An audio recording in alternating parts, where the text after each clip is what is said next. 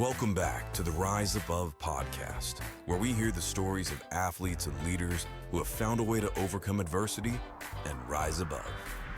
Welcome back to the Rise Above podcast. I'm your host, Will Lambley. Today I'm so excited to be joined by the new Arkansas women's basketball coach, Coach Musick. First off, Coach Musick, thank you so much for opening up the facility and just letting us record this podcast with you today. Thanks for having me. And I'm sure over the past, I guess since you were hired probably in about end of March, April last year, it seemed like things have probably some days went longer, some days shorter. But what have kind of the past couple months been like for you? Honestly, a whirlwind. So obviously I just got hired at the very end of March of this season and went right into recruiting. The portal opened up. So just trying to, sustain a roster, keep as many players as we could, then fill the roster to the best of our ability. Tried to obviously retain the 3 freshmen they previously signed, and then hitting the portal to fulfill a roster, especially in this ever-changing world of NIL and everything else that we're battling. So, and then have to assemble a staff and then get ready for summer workouts and recruiting throughout the summer. So. And then move. My kids had to finish school in Bixby, Oklahoma, and then obviously we didn't actually get into our house until July, so moving an entire family over to Fayetteville. So it's been a slight whirlwind, but definitely a blessing. Yeah, and I know probably walking in that first day, seeing 2 Hall of Fame coaches and Coach Calipari and Coach Richardson was probably pretty surreal walking into that. Absolutely. You're just walking into a gym full of legends, and so what an honor to be able to be in the same facility as both of them. Yeah, and I know a lot of people from the outside looking in see you now as the Arkansas basketball coach and think, okay, she just got there by snapping her fingers. But I know for you, it's probably been a journey to get to this point. And can you kind of take us back to how that love of the sport of basketball started and kind of how you ended up here? I'm from a small town in western Oklahoma called Canton, Oklahoma. There's about 500 people in my hometown. So I always say that, you can have big dreams and come from small places, and that's important. But my love of basketball definitely started at a young age. My mom was actually a high school coach until I got into junior high, and she didn't want me and my sister she wanted someone else to have the opportunity to coach us. And so the love started there. I played basketball at Cameron University in Lawton, Oklahoma. From there, I went straight to Fresno, California as a 22-year-old and started coaching. I was the Dobo for Fresno State. Then I went back to Oklahoma and coached high school 5th through 12th grade. So I can say I've coached multiple levels, or it seems like all of them. Went back to Fresno State, and then that's when I got my first head coaching job at SWOSU, was in 2009. And, it was a Division II school, Western Oklahoma. I was back close to my family and revamped that program. In my first season, we were not very good. And by my 3rd season, we won our first conference championship. And so, I was there. I got married while I was at SWOSU, had my kids when I was at SWOSU. And so that place really did lay the foundation for my career. And I was ready for something a little different. I got the opportunity to go to Oral Roberts in 2022. And that has led me to here. And like you said, it hasn't been it's definitely been a climb. I think that, definitely I had to work my way up in a sense. It definitely wasn't just a hop, skip, and a jump to get here. Yeah. I went from, driving the people movers to being able to be at an SEC school. So definitely, maybe not the easiest route or the route that everyone else takes, but I definitely think it has made me more appreciative and definitely blessed for the opportunity that I've been given. Yeah, and I'm sure for being at SWOSU for was about like 10, 12 years. Yeah, I was almost 14, I think. Oh wow! I'm sure being there for 14 years taught you a lot of lessons that I'm sure you even take now. What are some of those lessons? It's different. The rules are a little bit different too. You can't train your teams in the summer at Division II. We couldn't start official practice until October 15th. So preseason was a lot longer. And it's different recruiting. I remember one year we went recruiting all summer and we spent our whole entire budget, which is very minimal, and didn't get any of those players because they're all trying to go Division I. And, we were able to really sign some heavy hitters, and we made it to the national championship game in 2019 with 2 All-American players and, just had a phenomenal run that season. We got beat in double overtime in a national championship game after winning 35 games in a row. So that was that was amazing and hard all at the same time. But I think, when you go back and you look at all the different life lessons, I think basketball teaches you a lot about life, and trying to really instill that in some of our players back then, especially at SWASU, and even to this point. I mean, that's kind of our goal. Is I always tell our recruits that I want them to leave our program better than when they got here. I hope that this is, for an incoming freshman, that this is the best 4 years of their life potentially, and they look back and they know that we've helped them grow in all aspects, mentally, physically, spiritually, emotionally, in all aspects of their life, that we've had some positive impact to help them be better prepared for whatever they choose in their next endeavor. I think that's one of the first things that stood out to me in different interviews I saw, and different things you've done is, sure, you're going to do everything you can to win basketball games out there when they start in almost a month now. But that's the thing that stood out to me, because I've been around so many coaches, and the coaches that I've seen that truly make a difference, they want to win games, doing everything they can, but it's about more than just a game. And that goes straight into kind of the motto, and I think it's in the hall or wherever it is in the facility, that is faith, family, fearless. And I love that so much. Can you kind of touch on that first thing of faith, kind of what your faith is in, and then what faith looks like for this team? Those are my 3 pillars as we build the foundation and the culture of this program: faith, family, and fearless. And obviously faith. I have faith in my Lord and Savior Jesus Christ, but I want my players to have faith in us coaches. I want them to have faith in themselves, in their abilities, in their teammates, in our system, in our culture. And then the family. I want to run this program like a family. I want them to genuinely know that they're my daughters, and I genuinely care about them in all aspects of their life, on and off the floor. And fearless. I want to instill a confidence in them, to be fearless in all aspects of their life. I think so many things in this life still our joy, still our confidence, and still so many things from the young children, from even the kids like my son's age, from a young age up until even in college and even adults, that so many things in this world are negative, and I want to make sure that my players have that confidence and that fearlessness on the court and off the court, as they face life. Life's not easy, and it's not fair. No, that's so true, and I think that's something that's so powerful about sports. Is you might hear people all the time say, "Oh, sports isn't everything," but what I think is so cool about sports is it can be such a vehicle to teach lessons that you might not learn as quick at certain aspects of life. And what were some of those lessons maybe that you've learned while coaching? Maybe something hard has happened, but because of that, you've been able to learn something.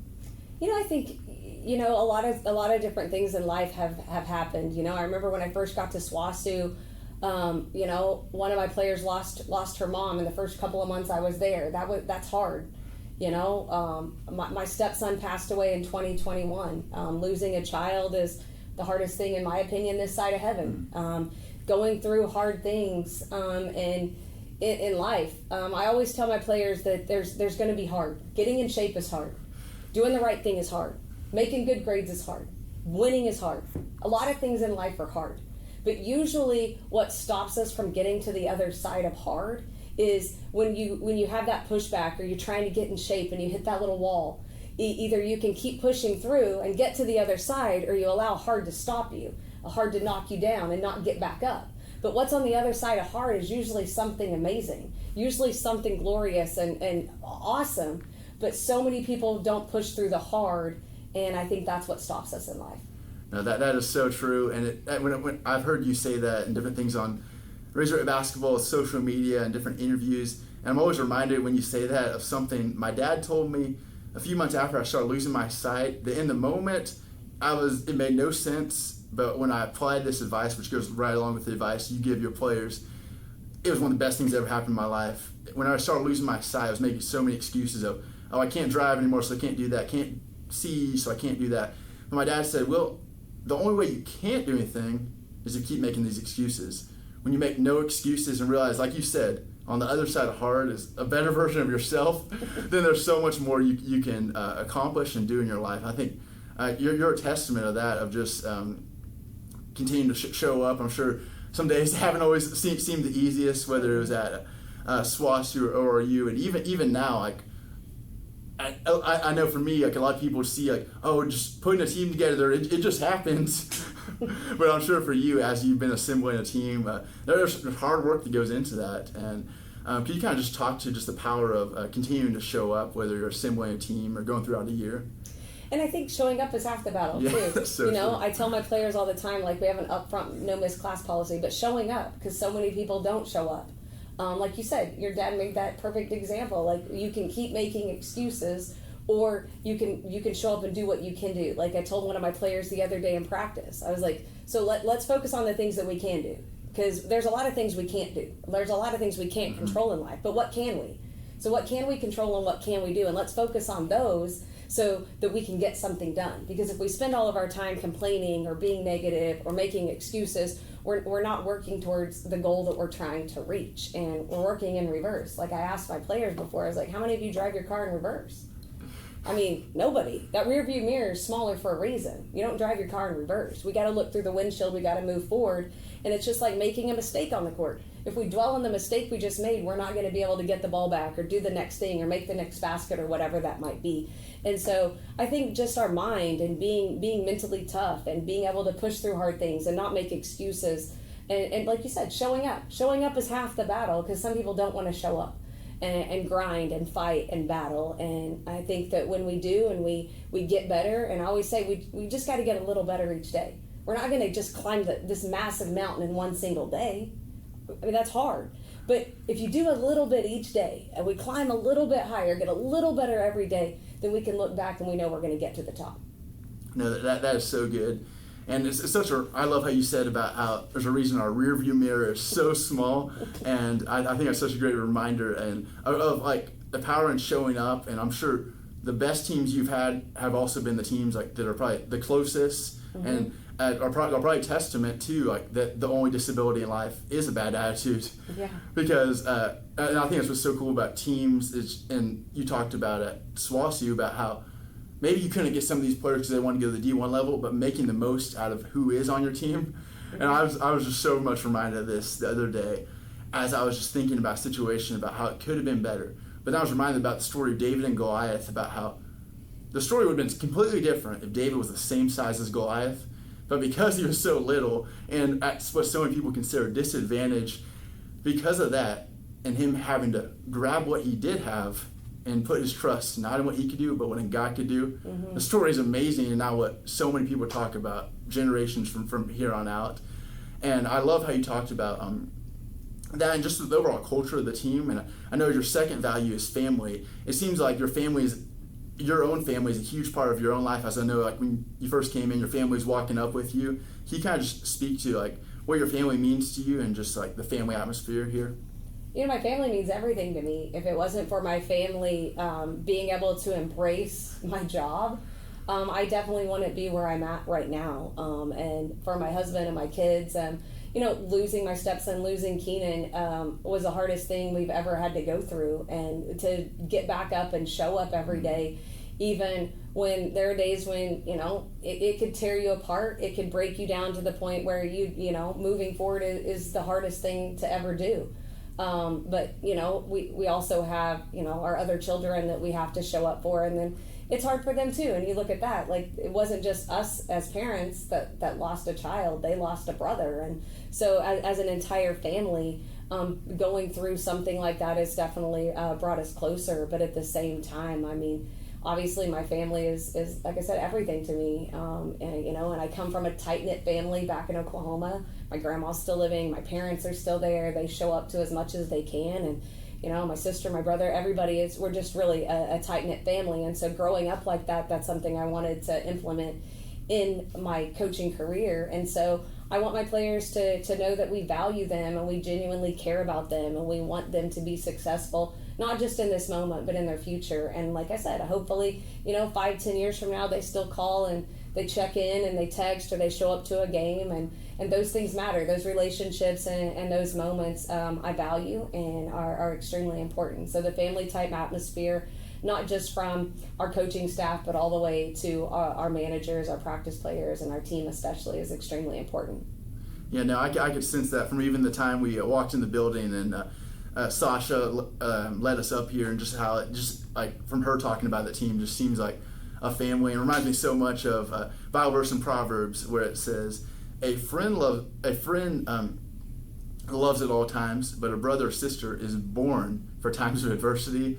And I'm sure some of these players at times might not see why you guys are, because I see you guys do different stuff in the community or different stuff as a team, but just having that tight knit of when something bad happens, they can call this person or that person. I think that's something super awesome, and just creating those, not just friendships, but like a sisterhood for the rest of their life. Absolutely. And I think I always tell them the team that plays together and stays together wins together. And so building that camaraderie and that chemistry, and you spend a lot of time with your teammates and making sure that we stay together, and that they're there for each other, and that we're all there for each other is important, because like I said, they go through things together that no one else is going through with them. You know, when I make them get up at 6 a.m. and do conditioning and running, I remind them, you're doing something hard together.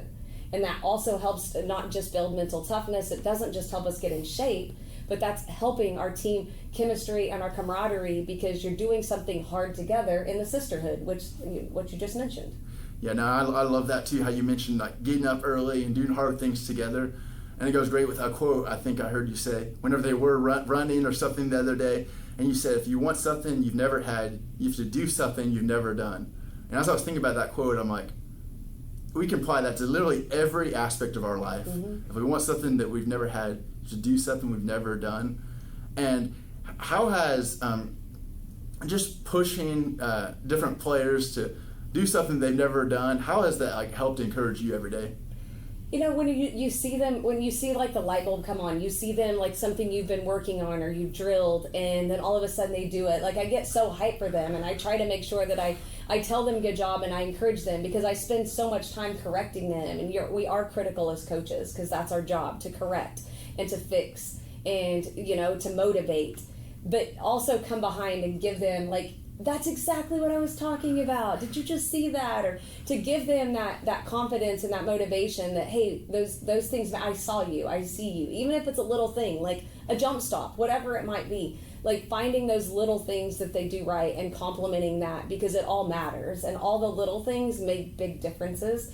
And, and that's one thing that we're really focusing on both ends of the basketball, but just as a team, by doing the little things right, by listening, by executing, by being good teammates. All of that matters, and it matters for their future. Like we talked about, it's not just about this moment, but how many jobs can we name that you do solo and all by yourself? Mm-hmm. Like, how many jobs in this world? Like, I mean, off the top of your head, you really can't think of any. But that's what teamwork and being on a team is, helping prepare them for that future. Like, it's just like being in a friendship. There's more than one person, a marriage, a family, all of the different things in the different work environments. You've got to be a part of a team in some form or fashion. And, the team that stays together and plays together wins together. And I think that it all goes into just a lot of aspects of life.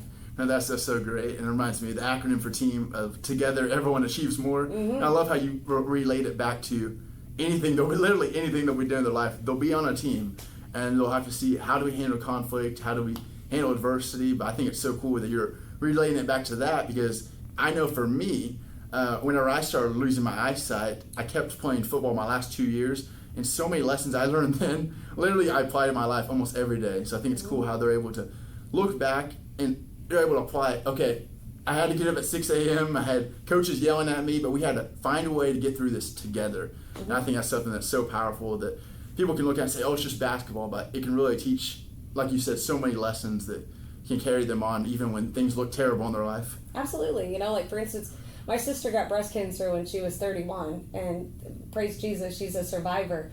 But I remember her talking about when she was facing that because of some of the different things she faced, she played basketball, she played college basketball, that, those moments when it was hard, and she, you're facing chemo and you're facing all these different battles or a surgery or whatever it is, that those moments helped her push through. Like you just said, like, it helped you, those moments that you look back on of coaches yelling at you or you getting pushed and through hard moments, that it helps propel you in hard moments in your life, that you didn't quit then. I'm not going to quit now, no matter the diagnosis, no matter the trial, no matter the tribulation.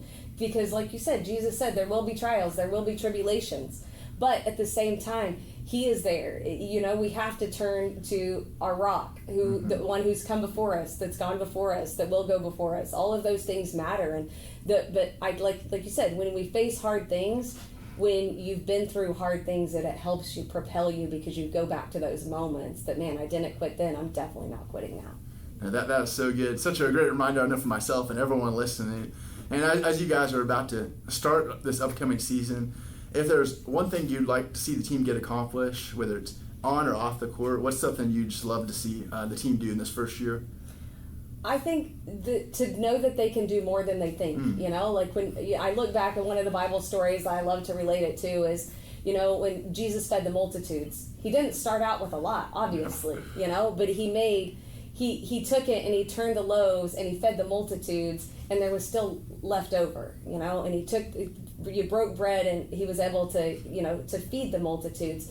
And so I want them to understand that we can do more, and we are going to be able to accomplish more than we thought, but we have to stay together, play together, and believe. It starts with a belief. Yep. Everyone has to be all in, but if we have our pillars, faith, family, and fearless, we're going to be able to accomplish more than people think. That is so true, and whenever you say that they can do so much more than what they think, I was thinking of Ephesians 3:20, where it says, through Christ we can do immeasurably more than we could ever think of or imagine. And it just reminds me, like you said, like the power of believing even when it doesn't make sense. And just saying, hey, I don't know what's to come, but together we can. I think that's something that's so awesome, and I'm so encouraged that you're encouraging your team with that, because like for me, I started college 2 years after I lost my sight, but I had a coach who was at Arkansas, but didn't last Arkansas that long, but impacted me so much. And even when I started college, called me even at a time when I didn't really believe, and said, "You're built for this." So I think I'm just encouraged by you encouraging your players, because I'm always reminded of, when I think of coaches, the Billy Graham quote that says, "A coach can impact more in 1 year than some people can their whole lifetime." And so I'm definitely encouraged by you. And as you go throughout this next year, or whatever year at Arkansas you might be at, whether it's 10, 20 years down the road, if there's something that someone can know you for, whether they meet you once or they're a player that's been in the program 4 years, what would you want that to be?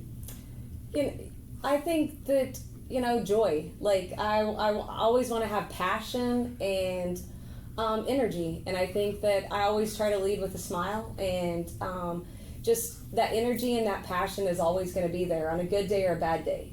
It doesn't matter. After a win or a loss, I still want to have the same joy, the same passion, and the same energy. No, yeah, I love how you mentioned after a win or a loss. So I thought players are specifically, and you probably recognize this, looking at coaches, how's the response after a loss? And I think that's something that's so good. And joy, I love that, because like that's something we can have no matter what, unlike happiness. That's right. So that is so good. And I love to finish the podcast, since it's the Rise Above podcast, and you've talked about many just great ways, whether it's in athletics, life, or in our faith, that we can rise above.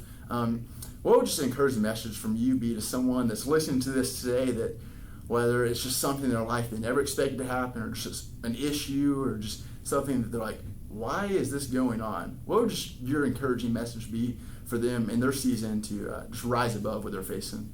I think that's a good point. Like, we might not always know why. There are going to be times when we don't get the answers on this side of heaven, but you have to have faith. You have to have faith and know that there is a reason, and sometimes we don't have to understand, we don't have to know, but we have to have faith. Even if it's as small as a mustard seed, you have to have that faith and get back up every day. You might get knocked down 7 times, but get back up 8, and you got to keep fighting and keep grinding, no matter what you're facing. That you got to, like you said, rise above, but have faith and never quit. Just never ever quit, no matter what. But faith will take you a long ways. Yes. Reminds me of my favorite quote all time is, and you've probably heard it, the Jimmy Valvano quote, right when he's on the verge of almost dying from cancer. He said, "Don't give up, don't ever give up." And I think that's a great testament to this podcast and just your journey up to Arkansas. And I can't wait to come watch the team, or listen to the team play games. And because I know, hey, just from this interview and listening to you, that you guys are going to bring energy by, like you said, sticking those core values of faith, family, fearless, and being all in. And I can't thank you enough for being on this podcast, because I know I've been encouraged, and so many others will be encouraged, that no matter what they face, they can rise above. Amen. You can always rise above. Thank you so much, Coach. Thank you. Yes.